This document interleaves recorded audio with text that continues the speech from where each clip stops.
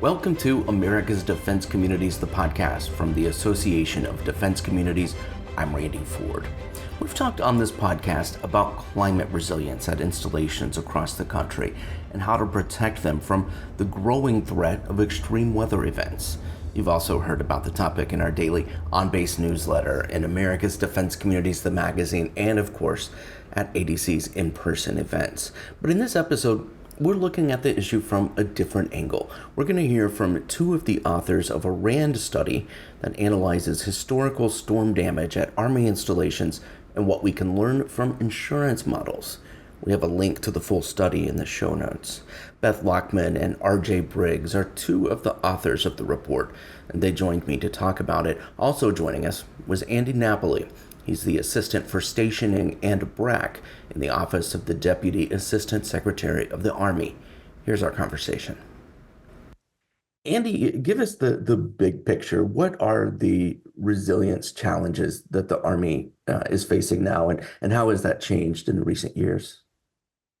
That's an excellent question. So I would say there's a couple of pieces to that picture.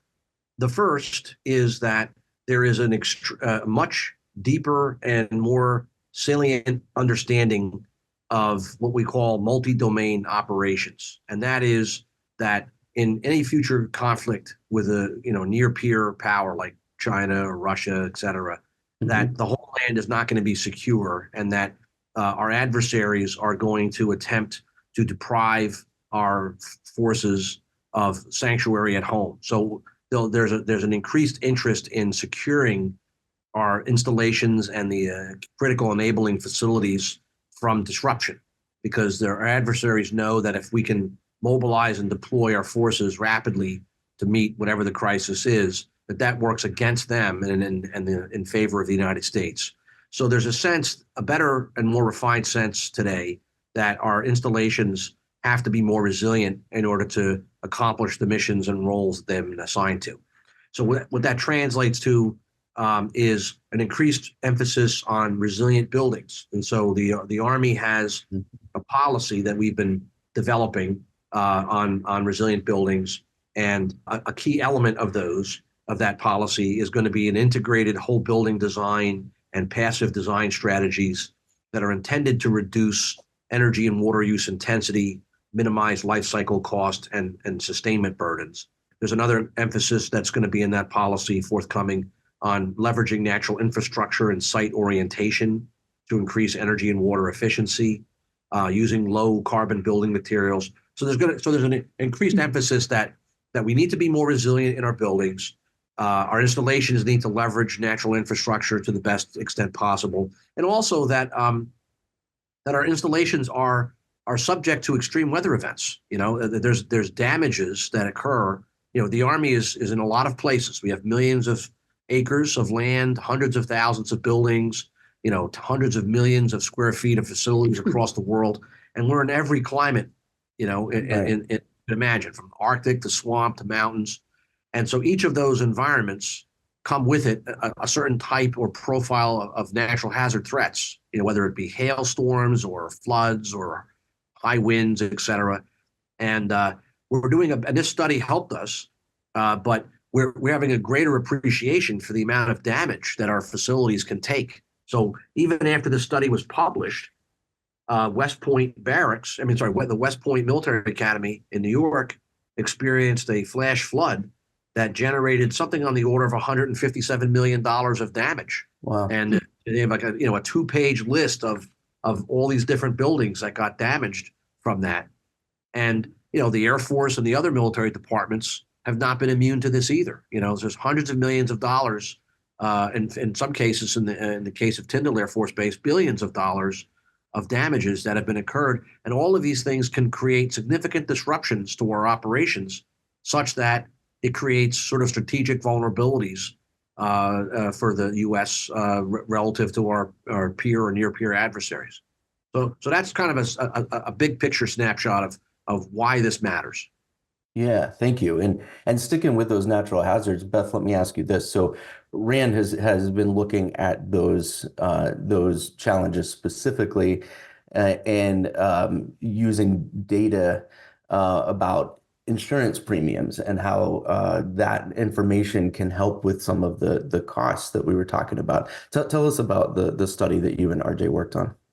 The study that we did really focused on trying to learn about resilient investments from insurance companies and recognizing that commercial property insurance companies, as well as National Flood Insurance Program, can give discounts for better resilience investments. So an example of resilience investment is stronger roof anchorage to hold on the roof in a strong wind, or raising a building to prevent it from flooding. So those are examples of resilience investments. So it was really to try and look and learn from the types of methods, and RJ can elaborate more on that in a minute, in terms of how they cost things. And then the second part of the study, so one was really trying to learn from their best practices and how they valued things, was understanding the Army context and understanding all those different historic storm damage data. We had damage going back 10 or even in some cases almost 20 years. So for example, the military construction costs from Hurricane Katrina in 2005 for the Army National Guard in just Louisiana and Mississippi was over $500 million in damage costs to rebuild after that major hurricane. And then similarly, in terms of repair costs can be high as well. Hurricane Florence at Fort Liberty in 2018, I believe it was, cost $51.7 million to repair the buildings and other storm damage infrastructure, culverts, et cetera, other types of damage. And so these hazards, there's a long history. And so we looked also at understanding the patterns from the historical storm damage data, as well as looking at the trends and expectations in the future to try and understand, okay, what types of places is the Army vulnerable, and what can we learn then from the insurance industry, and thinking about these different types of resilience investments, whether it's for flood or wind, et cetera. That's great. Let me stick with that and ask you, RJ, what is it we can learn from the insurance industry? Well, quite a lot, I think, actually. I mean, insurers, commercial property insurers, have an incentive to use the claims data that they have to develop rates that take account of building characteristics. Fundamentally, always across all the insurers that we saw, it always is including location. It's always sort of including fundamental construction. But as you might imagine, insurers vary a bit in what they focus on, and there's competition. So there's different ideas out there. So it's not like a uniform perspective, but as you kind of dig under the hood into how they actually develop these rates, you can find in some instances where they're really being quite detailed about how buildings are put together and how they value different features of those buildings. The National Flood Insurance Program with respect to flooding as well just went through a complete revamp called Risk Rating 2.0, driven by the fact that the rates were perceived as being not actuarially fair, and that they needed to kind of be pushed back up to where they ought to be so that we don't wind up subsidizing people living in flood zones. So that overhaul came with a very detailed look at how building characteristics affect flood damage risk. And if you, again, kind of look under the hood and pull apart the equations that they use to determine rates, you can tease out quite a bit about how these different building features affect the premiums that the program wants to collect. Then, Beth and RJ, then what can defense communities and the Army then learn from that analysis of that data? Well, in terms of understanding the bigger picture of our study, we learned a number of things in thinking about how to evaluate for resilience investments, whether it's an Army or a community. You have to recognize that there's a lot of different damages and cost and resilience options. And we were just focused on buildings and looking at, how the insurance company managed resilience investments for buildings. And you have to think about that bigger picture, because when there's storm damage from a flood, for example, it's not just buildings that get damaged.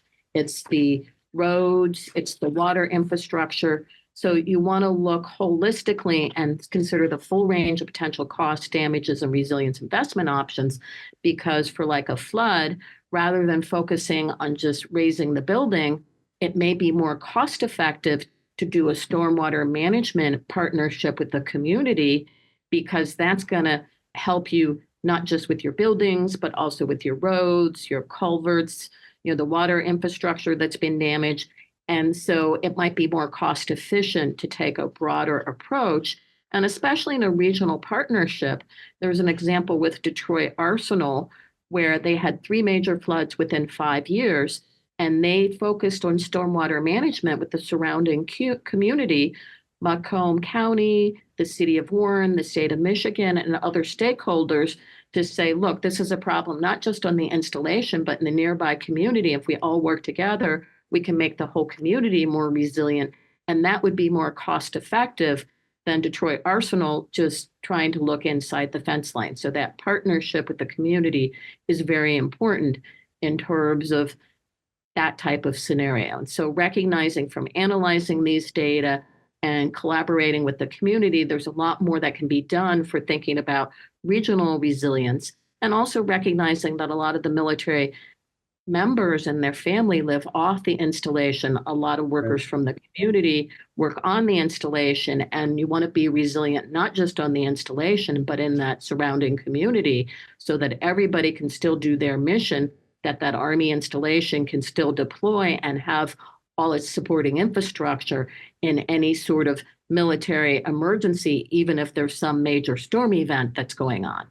And so that's really important, why communities are so important to think about resilience around an installation and to the installation to support that military mission. Yeah, absolutely. ADC, we talk about that being, we are one community, because like you said, it doesn't stop at the fence line. What happens on an installation affects the community and vice versa. Andy, let me ask you, you've read the study. What do you think that the Army will be able to take away from this? Well, the report has, I can't tally them up here. Let's see. I think it was about 17 or 18 recommendations, depending on how you count them. And so we're gonna go through. We've gone through a couple of them, and we're gonna probably put out. The plan is to put out guidance to the field and to the relevant stakeholders to make them aware of the recommendations, and then ask them, how would they propose that we implement those recommendations. They kind of fall into a couple of different bins. Some of them fall sort of in the realm of data improvements. And some of those, I think, we're already starting to realize the benefits. When Beth and RJ started this effort, the folks at Installation Management Command were primarily managing these damage, or to use RJ's phrase, sort of damage claims or claims history on individual action officers' spreadsheets, and there wasn't really a lot of awareness inside the Army enterprise about what the big picture was in terms of these claims. And what I was able to do is use the study when some of these damage claims started accumulating at West Point, for example, to remind them, we've got a lot of claims history here. It's not just West Point. So the Army had a tendency before the study to see these each as discrete events that had nothing to do with each other. And I think we're already turning that corner, that we're seeing this as part of a long range plan. One recommendation that I think would be of interest to the ADC communities is the notion of establishing sort of like a centralized fund, either for the paying of damage claims or to make investments in resilience. That one is probably going to be a little bit more challenging for us to implement, but I think it's worth a robust debate over it, because I think some of these resilience investments that were flagged as particularly profitable from this analysis, like Beth referenced roof anchorage, or raising the height of a new building site, have a high payoff, and the Army has a lot of I think we have something on the order of $60 to $80 billion of deferred maintenance, and so we have to be pretty savvy in terms of which investments we make and which ones we don't make. We don't really have the luxury of time or money to make them, and so we really need to get the most bang for the buck for every dollar that we spend. And if we can tie in that, hey, if we make this roofing repair, can we ensure that they're putting roof ties on, if they don't have them already? Because, the Army tends to operate our buildings for a lot longer than the commercial sector. When RJ was looking at the data profiles, the average commercial, I mean, RJ, you can jump in, but I think the commercial industry tends to operate and run the buildings on maybe like a 25 to 30-year cycle, right? But the Army is like often double that. We tend to hang on to our buildings for 50, 60 years.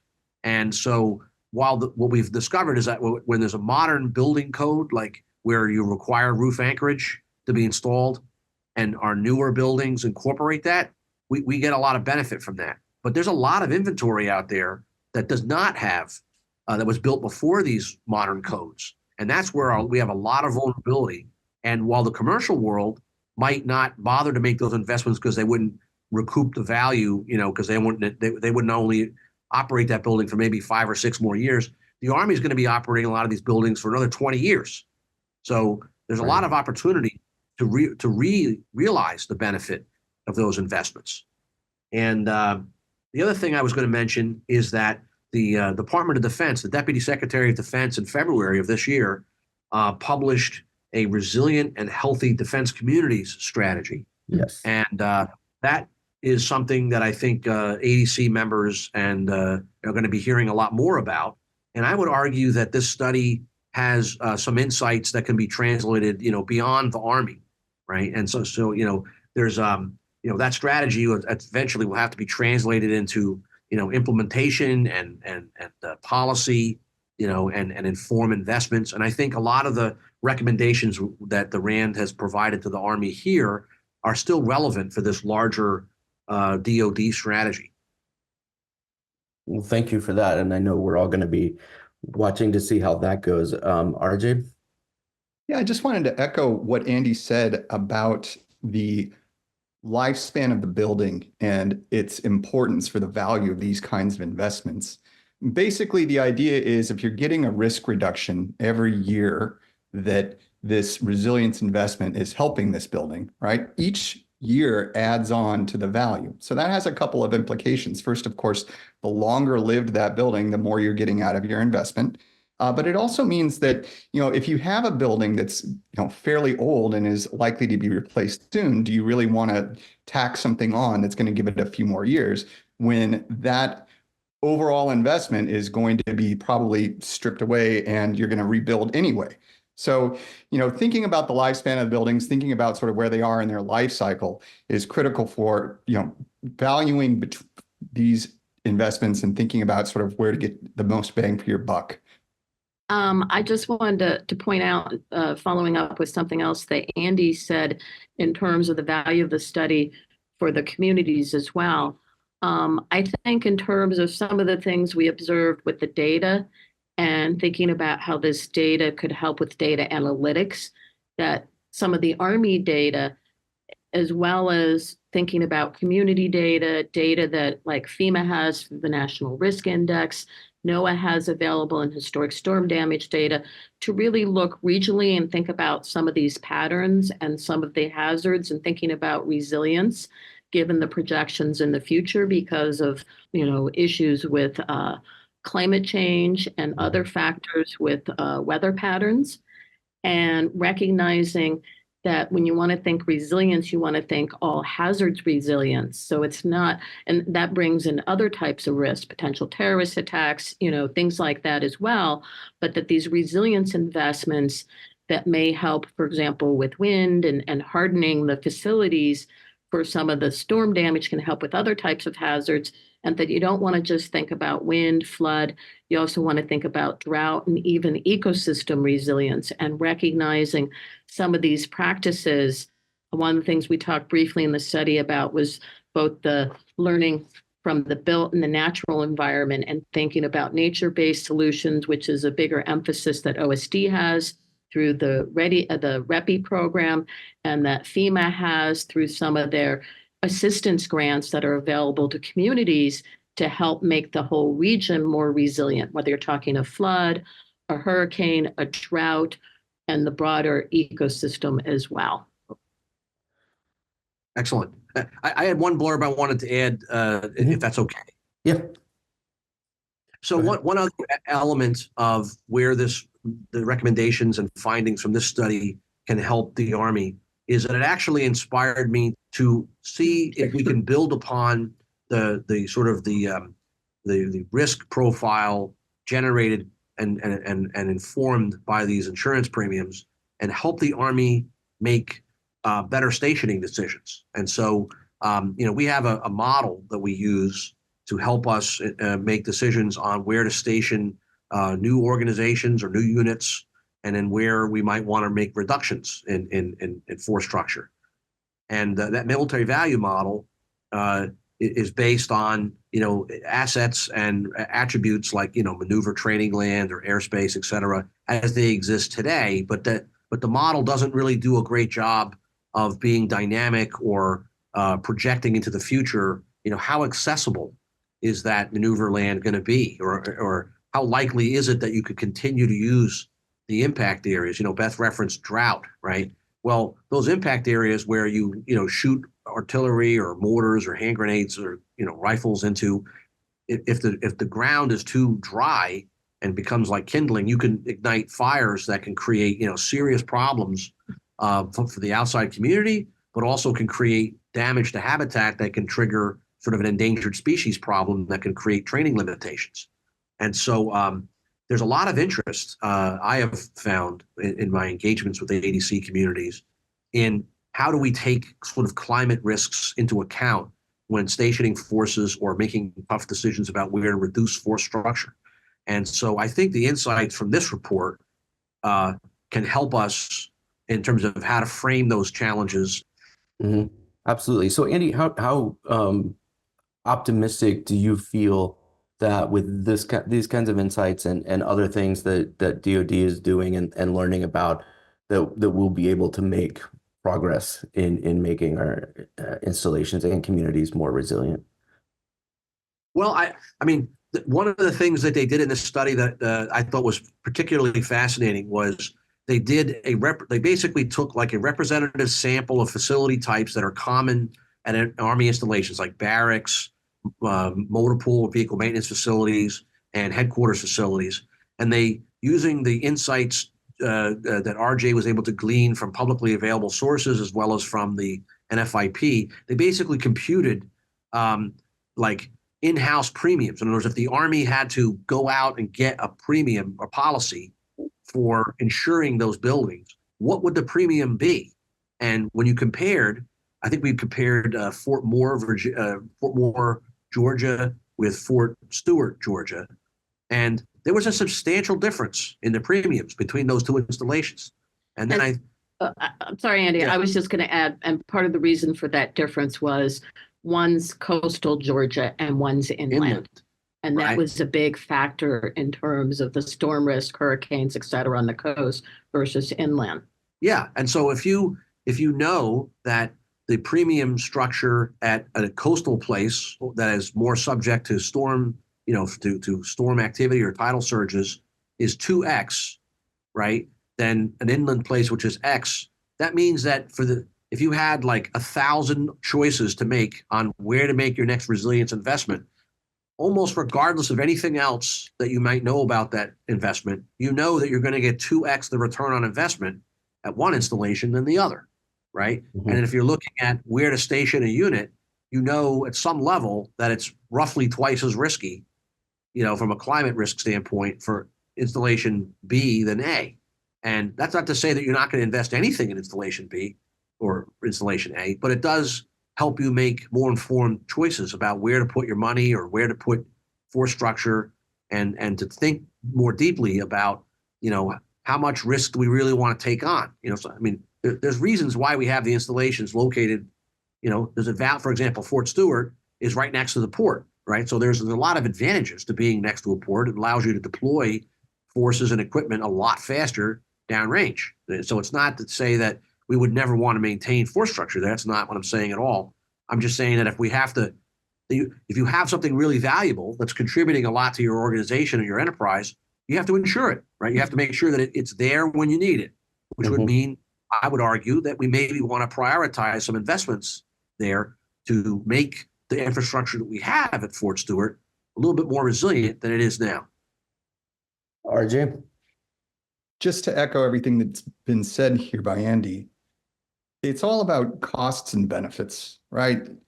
You need a relative way to weigh what you think the costs are going to be. And we don't have really great information about what the benefit might be of resilience investments. Where should we be thinking about reinforcing, right, in this regard? Where should we be thinking about locating for new installations? And what's sort of like, what do we expect in terms of losses? So we're not focused as much on the absolute difference in terms of what we were seeing in the premiums and the implied values over time for these buildings and these kinds of investments.